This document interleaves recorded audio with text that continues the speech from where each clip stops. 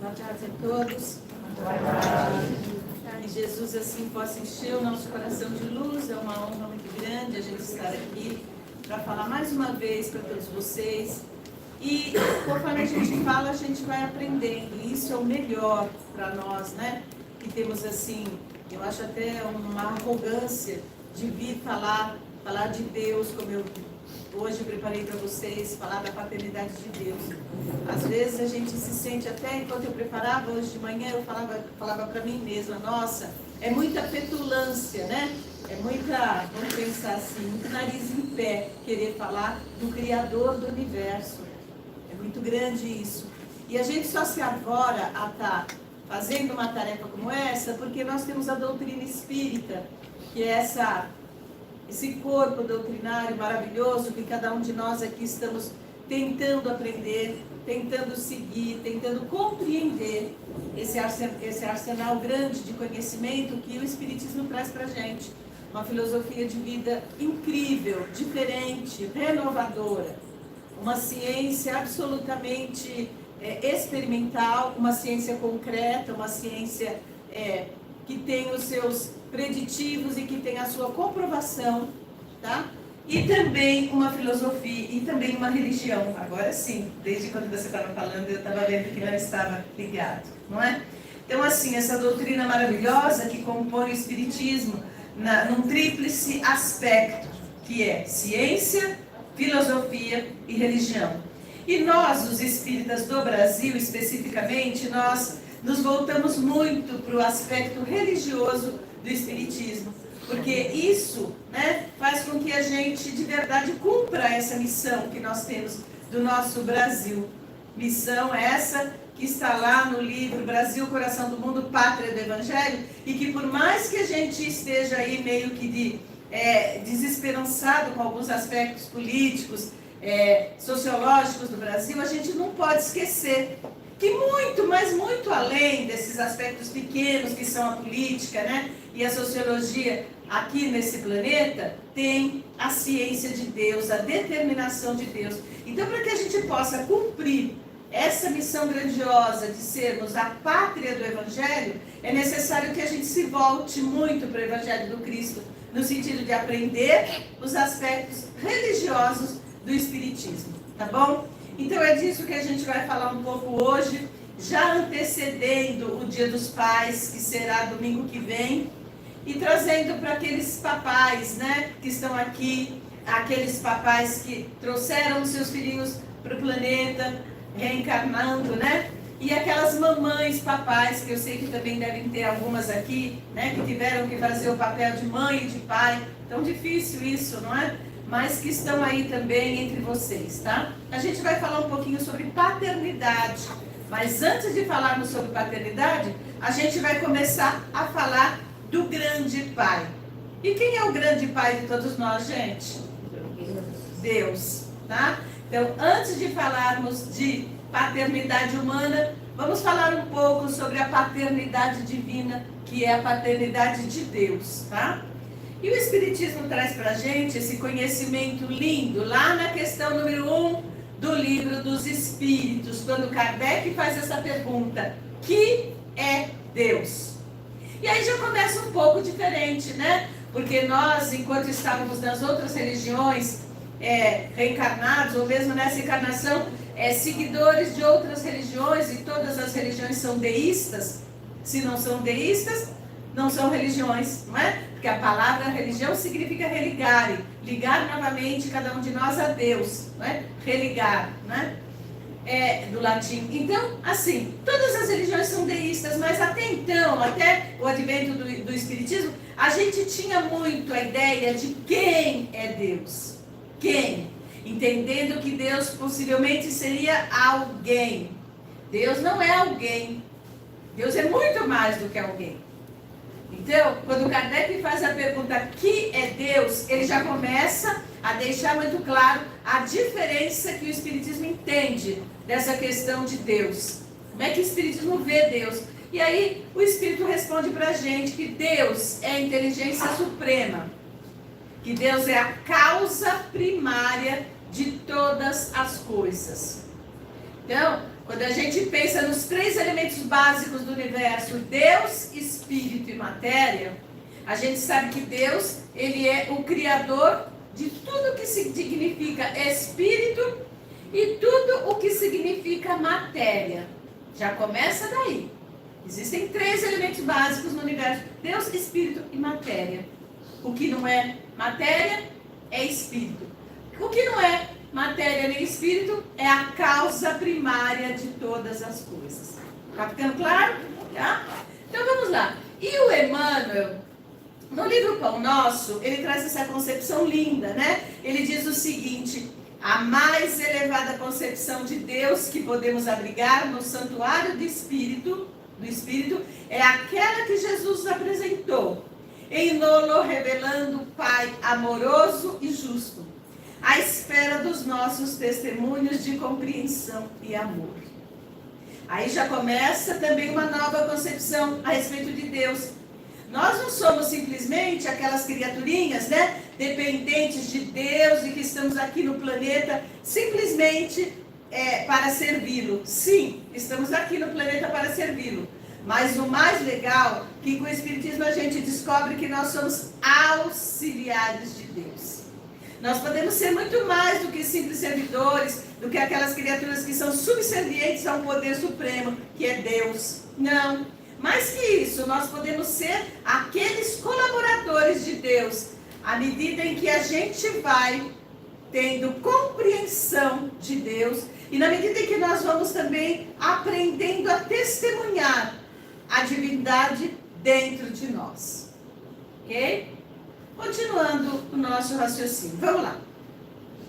Aí, gente, uma outra coisa importante que o Espiritismo traz, e que esse livro lindo que eu estou relendo, chamado Obras Póstumas. Obras Póstumas é depois que o Kardec desencarnou, ele, né, foi para o plano espiritual, os amigos foram mexer lá nos objetos dele e encontraram, né, a esposa dele concedeu para esse grupo de estudiosos, né, de discípulos do Kardec, concedeu uma série de escritos, de coisas que ele tinha escrito, mas que ele não tinha publicado ainda. Por isso que isso tudo foi fechado no livro, e esse livro chama Obras Póstumas. Vale muito a pena ler, tem coisas lindas lá, reflexões filosóficas e científicas e religiosas que o Kardec fez, está lá nesse livro, tá?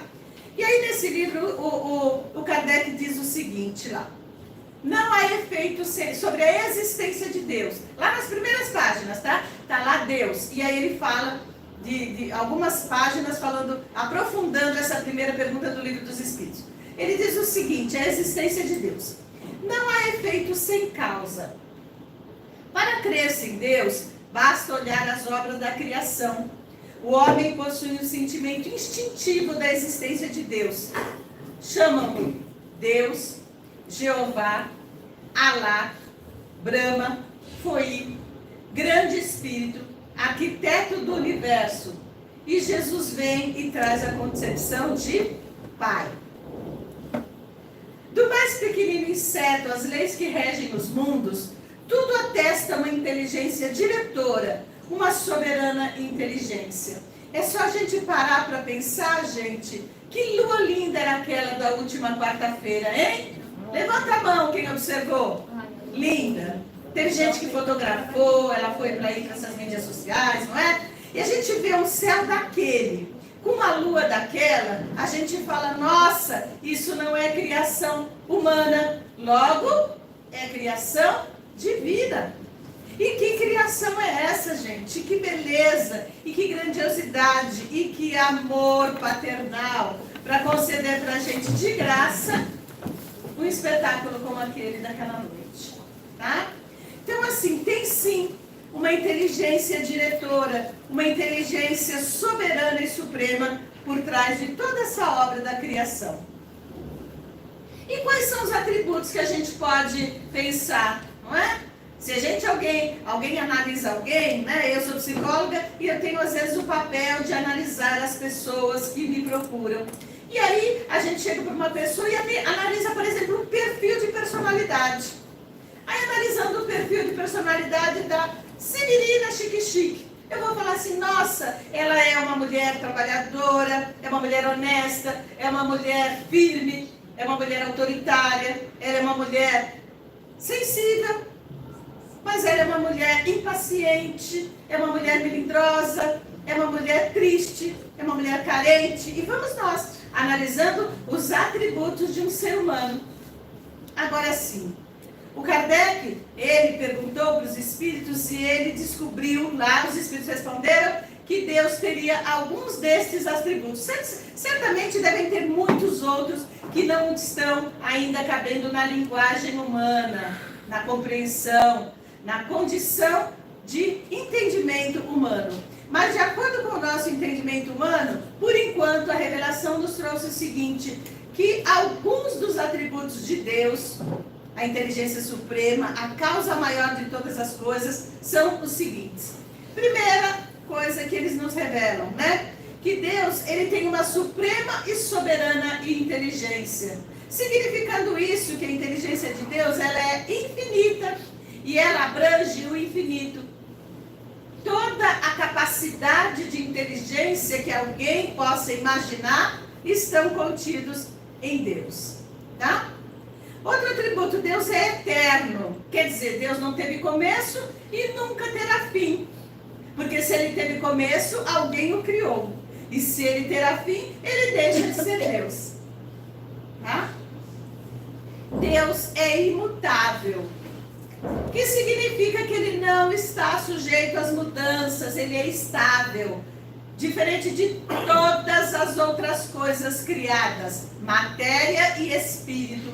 Tudo no universo que não for Deus é instável, é impermanente, está em evolução, em crescimento, em amadurecimento ou em extinção, quando matéria, tá? Porque o espírito ele é criado, mas ele é eterno.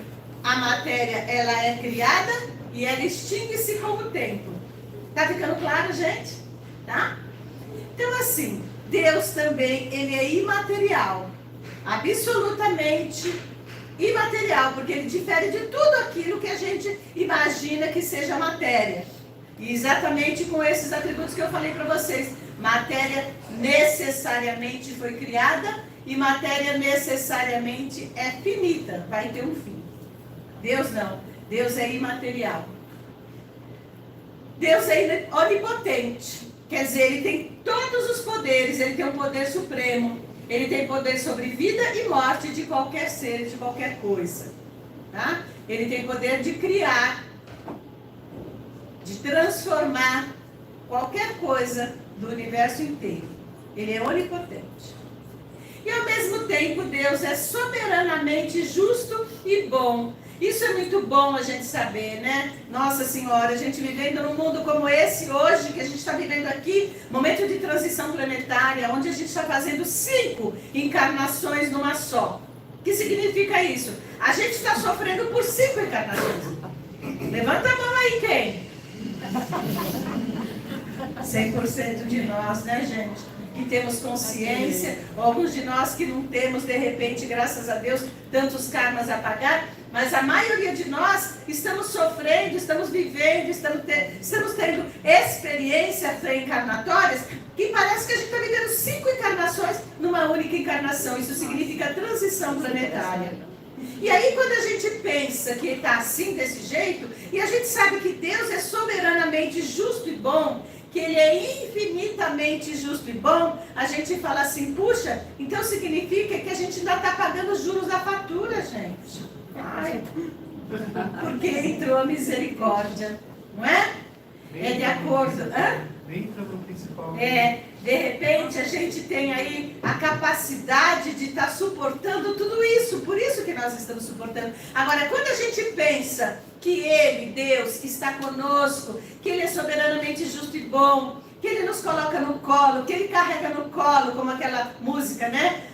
Aquela música daquele poema, de repente, quando Deus vai, Ele carregou a gente no colo nos piores dias, quando a gente acha que está tudo escuro e Ele se ausentou, não é? Então, Deus também é infinitamente perfeito. Sem a perfeição infinita, lhe faltaria algo, lógico, né? Se Deus não fosse infinitamente perfeito, ele não seria Deus. E ele sendo perfeito, ele cria coisas para perfeição. Que somos nós, os espíritos, fadados ao aperfeiçoamento de acordo com o esforço próprio, que é uma coisa que eu amei quando eu fiquei sabendo, né? Eu tinha outra escola religiosa, eu era de uma vertente evangélica antes de ser espírita, e aí eu achava sempre muito estranho a gente de repente receber tudo de mão beijada. Não faz o meu gênero, não é bem o que eu concordo, né? Assim, de repente, plum, vem uma varinha mágica e me aperfeiçoa. Eu não curtia muito isso. Quando na doutrina espírita a gente descobre que o aperfeiçoamento depende de nós, do nosso esforço, nossa, isso me felicitou muito. Eu falei, que bênção! Então, é meritocracia, que é no que eu acredito. Né? Meritocracia. Você vai ter as coisas de acordo com as próprias obras. Isso é muito bom, tá? Não tem jeitinho. Jeitinho brasileiro, cartucho, quem indica, não. Espiritualmente não tem isso. É o seu mérito que te faz perfeito. Porque Deus é perfeito. Outra coisa importante também, né? Ele é único. Como é infinito, não pode haver outro, né, gente? Deus é único, não tem outro Deus, é só Ele. Ele é único e absoluto. Ele é único e superior a tudo e a todos. Essa concepção de Deus que o Espiritismo traz para a gente é bênção. E a gente olha assim e fala, que legal, né? Que bom a gente saber que Deus, de repente, Ele traz para a gente... Deixa eu ver se eu pulei duas. Não, eu não pulei porque ainda nem... Ok, tá. Então, aí de repente a gente vem para um outro assunto que é a providência divina. E a gente já começa a chegar mais perto, agora que a gente já sabe o que é Deus, a gente já conhece os atributos de Deus, é bom que a gente já comece a ver a paternidade de Deus através do quê? Da providência divina.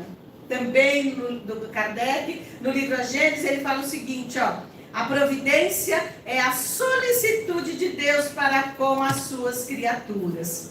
Ele está em toda parte, tudo vê, a tudo preside, mesmo as coisas mais ínfimas e pequeninas, não é? É nisto que consiste a ação providencial. Então, quando Kardec fala que Deus, ele é a solicitude, os Espíritos trouxeram esse conceito também. Quer dizer, ele é aquele que cuida, que ele pensa antes, que ele prevê, que ele provê as nossas necessidades. Então Deus sabe o que nós necessitamos antes mesmo que a gente necessite. É bom demais, não é, gente? A gente que está ficando um pouco mais idosa, assim, um pouco mais experiente, um pouco mais, né, de tempo rodado, né, de quilometragem, a gente fica muito aliviado quando a gente fica sabendo isso, isso alivia. Porque o nosso tempo no planeta está cada vez menor, não é? Obviamente que ninguém está falando que vocês vão desencarnar, viu, pessoal? Acima de 61 não precisa ficar chateado. Mas assim, né? De repente, vamos dizer que probabilisticamente nós iremos embora antes dos mais jovens, não é? E isso, quando a gente de repente pensa que a gente tem alguém cuidando de nós absolutamente, e está sabendo do que a gente necessita antes que a gente necessita, isso alivia, isso dá muita tranquilidade e é muito bom, tá? E aí o Evangelho segundo o Espiritismo traz aqui uma mensagem, né? Aliás, está lá no capítulo 28 do Evangelho segundo o Espiritismo, quando o Kardec analisa a oração, o Pai Nosso. Pai Nosso que estás nos céus, né? E ele faz um comentário lindo, né, o Kardec. E aí o Kardec diz o seguinte: por toda parte se nos depara a prova de paternal solicitude, quer dizer, de cuidado, de aconchego. Cego, portanto, é aquele que não te conhece nas suas obras, orgulhoso aquele que não te glorifica, e ingrato aquele que não te rende graças. Então, quando a gente pensa em alguém que está apartado da grandiosidade de Deus, do amor de Deus, uma pessoa dessa, a gente fica com muita compaixão. Porque que judiação. Mas ao mesmo tempo eu penso, que coragem, né? E que capacidade de resiliência alguém que consiga viver apartado da paternidade de Deus. Mas o Kardec traz muito claro para a gente, ainda nesse livro Obras Póstumas, que a negação de Deus tem uma consequência terrível, que é o aumento do índice de suicídio. E o que está acontecendo no planeta, gente? O aumento do índice de suicídio. Gerado pelo quê? Pelo materialismo, pelo apego à vida material, que infelizmente muitas criaturas nessa transição planetária estão tendo como comportamento, como diretriz de vida, simplesmente o apego às paixões, a todas as coisas que a matéria nos proporciona.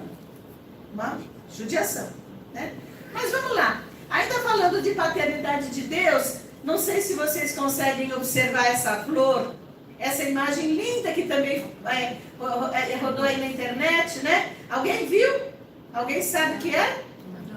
Ah, que bom, vou contar para vocês. Eu fiquei muito admirada quando eu vi essa imagem, gente. Pasmem. Foi um observador, um biólogo, que observou uma colmeia de abelhas, né?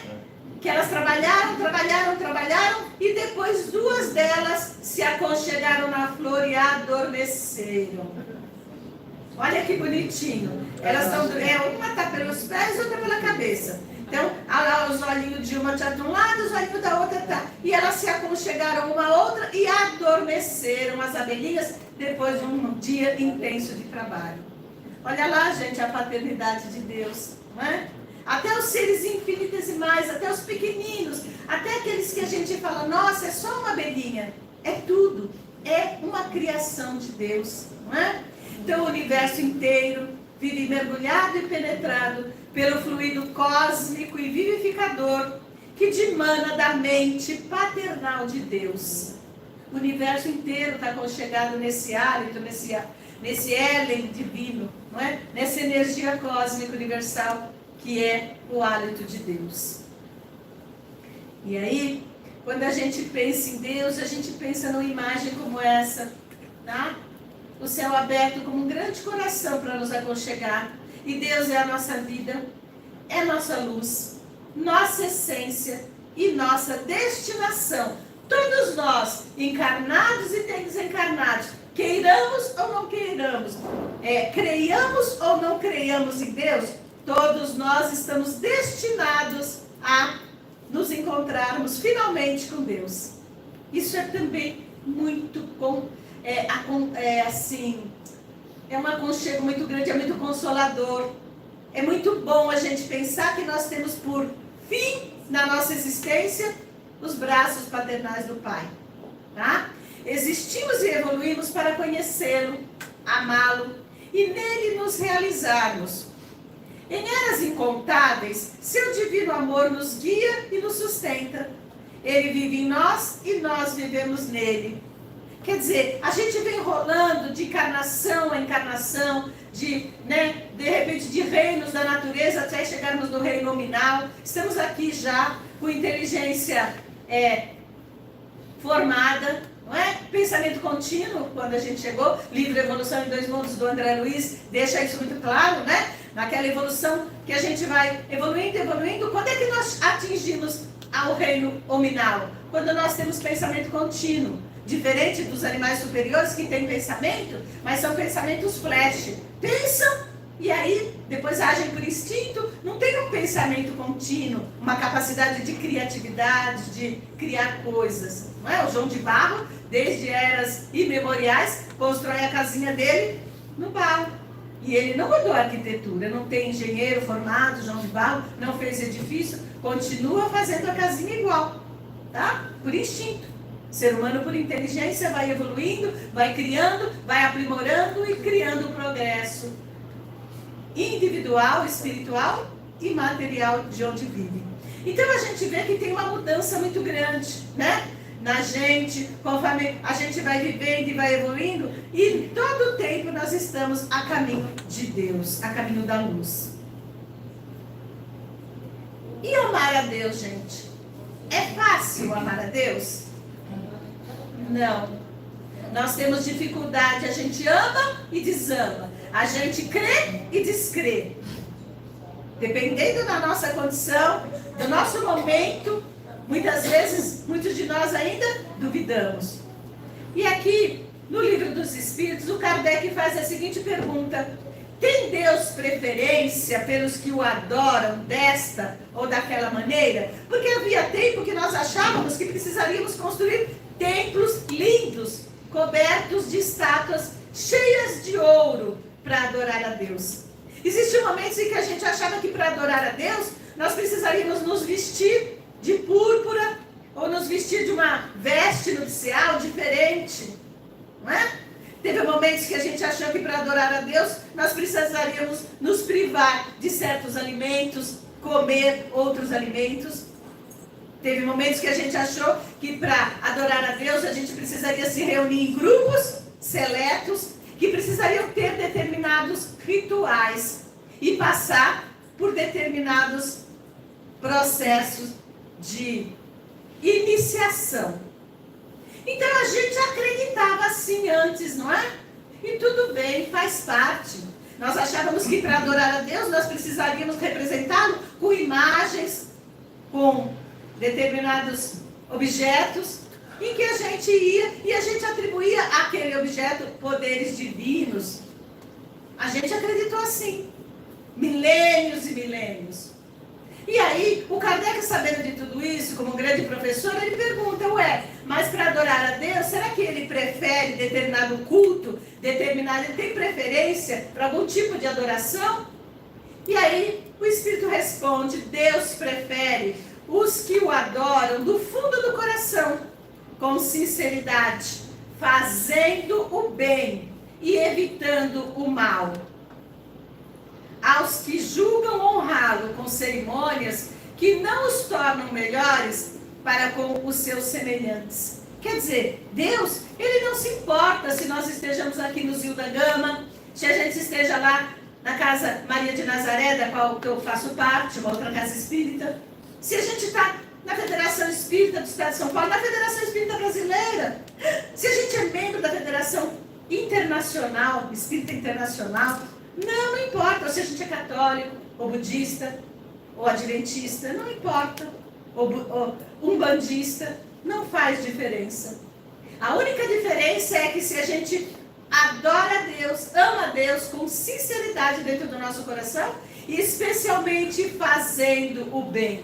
Deus nem se preocupa se a gente não o acolhe num pensamento deísta.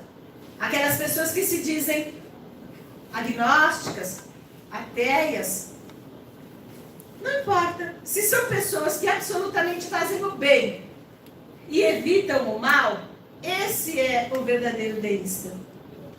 Muito mais do que aquele que vive grudado em casas religiosas, falando de Deus como eu estou falando aqui, e que não praticam o bem e não evitam o mal. Essa é a grande diferença, tá? Então é bom que a gente saiba que o Espiritismo é uma religião universalista. Nós não somos particularistas. Não é fora do Espiritismo não há salvação. É fora da caridade não há salvação. Fora da prática do bem não há salvação. Ok? Existe gente. Agora a gente vai chegar para um amor mais próximo. A gente falou do amor de Deus. A gente falou da paternidade de Deus. Terminamos de falar como é que nós devemos adorar a Deus. Quais são os atributos de Deus. Falamos tudo isso.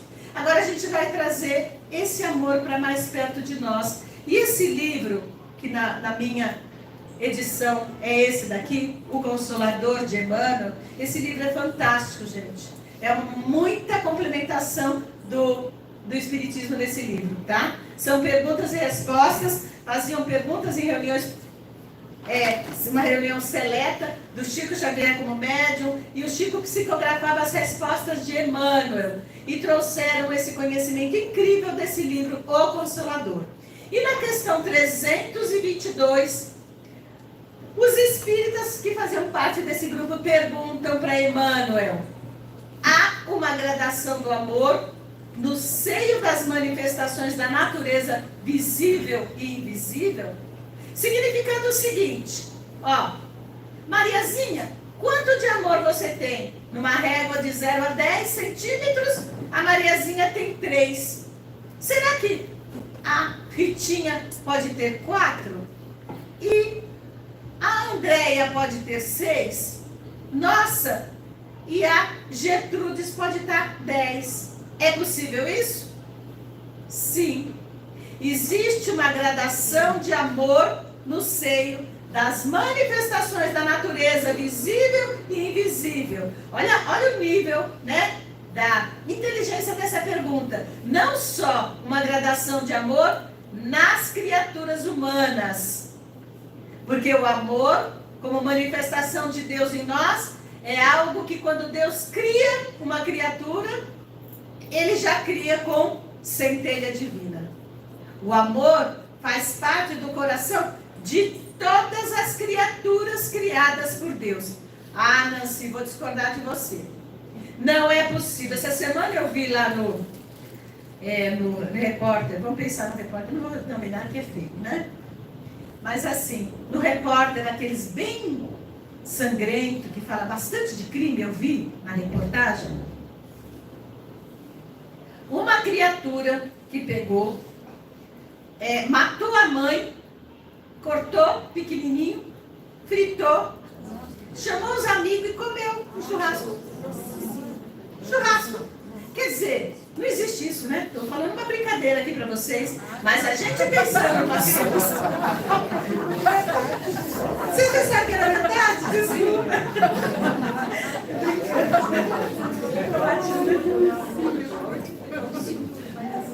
Inventei, gente.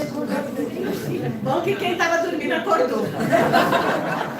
Né? Porque para essas coisas a gente tem ouvido, né, gente? Vamos combinar, né? Já vai querer saber qual é o nome, que cidade foi, se foi no Brasil, se foi no Nordeste, né? Porque a gente acha que sempre o pessoal caliente, né? Do Nordeste, né? Que gosta de já tira peixeira, já faz uma briga, né? Então, assim, não, essa história não existiu. Mas quando a gente pensa em alguém que cometeu um crime, que a gente diz um crime nefando, né? Um crime hediondo, né? Que é o nome que se dá, a gente fala assim, não, assim, essa criatura não é filha de Deus. E tem gente que até que acredita o quê, gente? Que uma criatura como essa é uma criatura que pode não ser filha de Deus. Que nega Deus? Sim. Por que essa criatura está assim? Porque nega Deus. Porque a manifestação divina nela ainda não existe. Mas existe em semente. Lógico que todo mundo está dentro do coração, tem Deus. Mesmo quem pratica um crime desse, gente. Mesmo quem pratica crime hediondo, mesmo para quem pratica as piores corrupções que a gente está vendo agora, tão comuns, né? Tão banalizadas. A gente olha e fala assim, nossa, essas criaturas são de Deus? São. Mamaram no peito. Vamos pensar, gente. A criatura que você não ama, que você tem horror da criatura, pensa sempre assim. Essa criatura tem mamãe, viu, gente? Sempre quando eu estou indignada com alguém, eu respiro fundo e falo assim, essa pessoa tem uma mamãe. Uma mamãe que amou, que acalentou, que pariu, que pôs no peito, que a limpou, a fraldinha. Às vezes até pôs talquinho cheiroso, né? E ficou assim, porque está negando Deus. Mas todos nós temos Deus no coração, graças a Deus. Então, o que o Emmanuel responde? Sem dúvida, essa gradação existiu em todos os tempos. Como gradativa é a posição de todos os seres, na escala infinita do progresso. Lógico que tem amor no nosso coração em gradações diferentes, tá? E aí, o Emmanuel complementa o amor, é a lei própria da vida. E sob o seu domínio sagrado, todas as criaturas e todas as coisas se reúnem ao Criador dentro do plano grandioso da unidade universal. Olha que lindo, gente, Deus tem plano para nós, viu? Quem está aí desempregado, quem está aí triste, quem está aí achando que Deus te esqueceu, quem está chorando hoje, quem está triste hoje, lembra, os evangélicos falam muito isso. Deus tem um plano especial para você. Isso é muito bom, não é?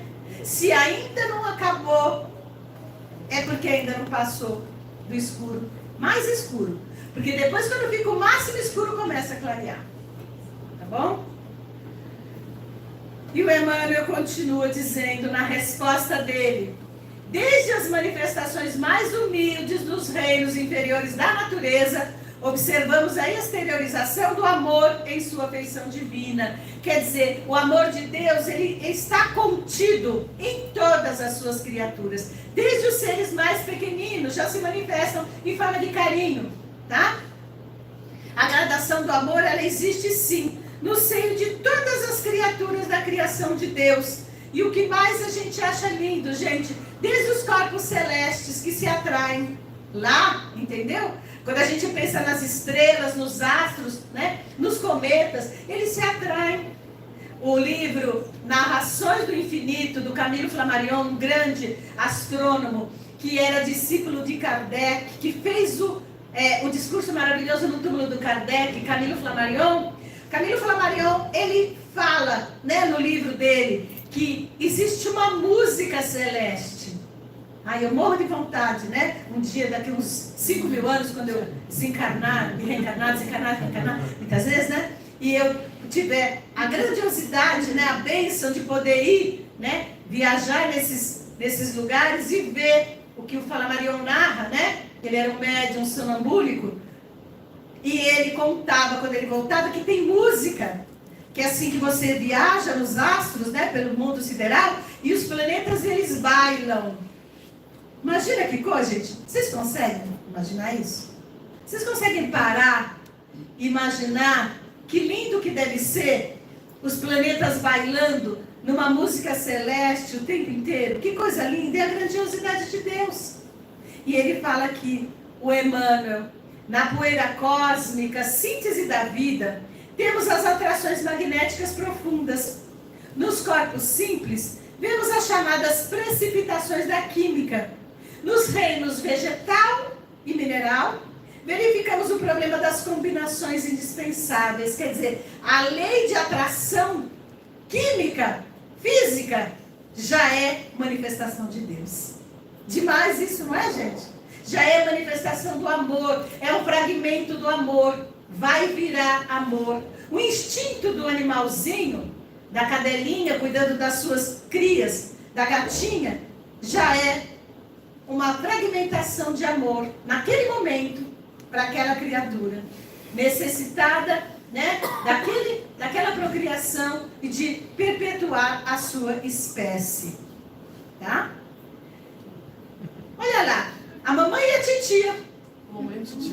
Mamãe e a titia cuidando do pequenininho leãozinho, tá? Então, nas expressões da vida animal, observamos o amor em tudo, em gradações infinitas, da violência à ternura, nas manifestações do irracional. Mesmo quando o irracional, ele tem um ato de violência, muitas vezes, aquilo já é uma fragmentação de amor, é uma reação emocional que aquela criatura está para defender as suas crias. E é uma gradação daquele sentimento instintivo que vai se transformar, né? Daquele instinto que vai se transformar em sensação, em sentimento. Ok? E aí, gente, no caminho, né? No caminho dos homens, é ainda o amor que preside a todas as atividades da existência em família e em sociedade. Então, aí a gente já caminhando para o fim, a gente já vai pensando assim, nossa, é uma coisa comercial o Dia dos Pais, mas é bom que exista. Ainda precisamos de ter um dia para que a gente reverencie os papais, né? A gente ainda precisa disso. Porque tem gente que só lembra de telefonar para o papai, lá, que vive lá no interior, lá não sei aonde, ou que está no bairro vizinho e que a pessoa nem visita, ou que às vezes está numa casa de repouso. Às vezes a criatura só lembra de lá quando é o Dia dos Pais. Tá? Ok, já é um começo, tá bom? E aí a gente precisa dessas manifestações, porque nós, gente, todos nós temos ou tivemos um pai. E é bom que a gente saiba, eu vou falando para vocês, que cada um de nós, na medida que a gente reverencia esse pai que nos colocou no mundo, de alguma forma permitiu a nossa existência, a nossa vida fica melhor. Quando a gente agradece, quando a gente reverencia. E a gente pensa nessa criatura com reverência e gratidão. Ai, Nancy, mas o meu pai não me criou, ele nem quis me conhecer. Bem-vindo à Terra. Tá? Eu também, não conheci o meu pai. Eu, Nancy, não conheci. E ele nunca me viu. E agora nem vai ver, porque desencarnou há muito tempo. Né? Deve estar vendo em espírito. E aí, não foi por isso que eu deixei de amá-lo e de reverenciá-lo um determinado momento da minha vida, numa constelação familiar que foi a coisa mais linda, uma das experiências mais fortes que eu já vivi, depois de receber os meus filhos, que eu tive, que eu pari e que eu adotei. Então, assim, o fato de abraçar alguém que naquele momento representava meu pai, e eu poder pensar que aquela criatura pai, não é? Naquele momento, eu deixei desabrochar dentro de mim um amor infinito que existe em cada um de nós, pela nossa mamãe e pelo nosso papai. Ainda que a gente negue esse amor. Porque a gente pode achar que eles não foram legais. Alguém de vocês aí pode falar, meu pai não foi legal, Nancy. Ele não me criou. Meu pai não foi legal, Nancy. Ele nunca gostou de mim, nunca mostrou, nunca demonstrou carinho. Ele só soube cobrar, ele só soube agredir, ele só soube me diminuir. A minha autoestima hoje é tão fraquinha assim, pequena, porque o meu pai não me deu isso, não me deu aquilo. Isso tudo é julgamento. Nós não temos o direito de julgar nem pai e nem mãe. Porque eles nos deram aquilo que ninguém mais nos deu. Que foi a vida. A oportunidade de estarmos aqui. E isso é grande. Isso já foi o suficiente. Você vai fazer da sua vida o que você quiser, depois que ele te colocou no mundo e que alguém te alimentou e te criou. Então, gente, esse é o momento de nós nos voltarmos para esse sentimento, né? Entendendo a paternidade de Deus com relação a nós, que mesmo nós, muitos de nós, filhos ingratos de Deus, muitos de nós não olhamos para Deus, não reverenciamos Deus. A humanidade terrestre ainda está bastante apartada de Deus. Alguns esqueceram, como diz o nosso Divaldo Franco, esqueceram o endereço de Deus, estão desesperados. Mas nem por isso Deus deixa de nos amar.